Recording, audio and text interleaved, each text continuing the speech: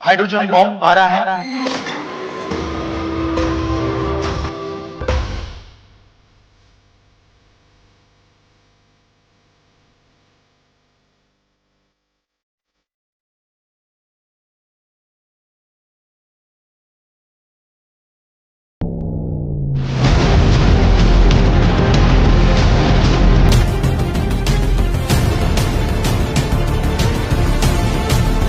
BJP के लोग अच्छी तरह सुन लीजिए।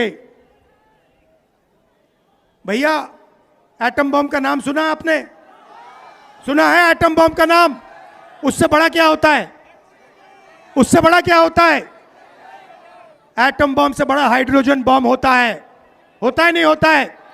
माधवपुरा में हमने एटम बम दिखाया था। बीजेपी के लोगों तैयार हो जाओ, हाइड्रोजन बम आ रहा है। हाइड्रोजन बम आ रहा है, तैयार हो जाइए। आपकी जो सच्चाई है, वोट चोरी की सच्चाई है, वो पूरे देश को पता लगने जा रही है। राइट? बिहार की जनता, बिहार के युवा, बिहार के महिलाओं से मैं धन्यवाद करना चाहता हूं। ये क्रांतिकारी प्रदेश है। इसने पूरे देश को मैसेज दिया कि वोट चोरी नहीं होने देंगे।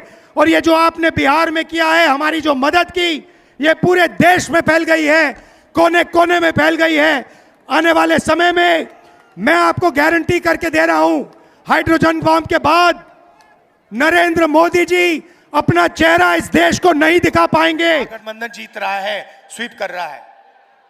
मगर एक बात मैं आपसे कहना चाहता हूं, हमने महाराष्ट्र में देखा, कर्नाटक में देखा, हरियाणा में देखा, मध्य प्रदेश में देखा कि बीजेपी ने और आरएसएस ने मिलकर चुनाव के चुनाव चोरी किए हैं।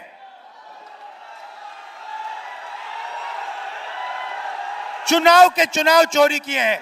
और मैं आपको बता रहा हूं, साफ बता रहा हूं, बिहार में इलेक्शन कमीशन ने महागठबंधन के वोटरों को काटा है, निकाला है वोटर लिस्ट से। और इसका सबूत हम आपको दे देंगे, दिया है और फिर से दे देंगे। तो आपकी जिम्मेदारी है कि जब ये वोट चोरी करने की कोशिश करेंगे, जो बिहार में करेंगे, आप उनके सामने पोलिंग बूथ पे खड़े दिखाई देंगे और कहोगे भैया हम चोरी नहीं करने देंगे, वोट चोरी बिहार में नहीं होगी। क्योंकि वोट चोरी संविधान को रद्द करने का तरीका है। वोट चोरी अंबेडकर जी और गांधी जी की जो विचार थे, विचारधारा थी, जो उनका विजन था, जो उनकी सोच थी, उसकी हत्या करने की कोशिश है। तो यह बात आप याद रखिए, वोट चोरी नहीं होने देनी है, पोलिंग बूथ पे अच्छी तरह खड़ा होना है और दम लगाकर वोट चोरी रोकनी है।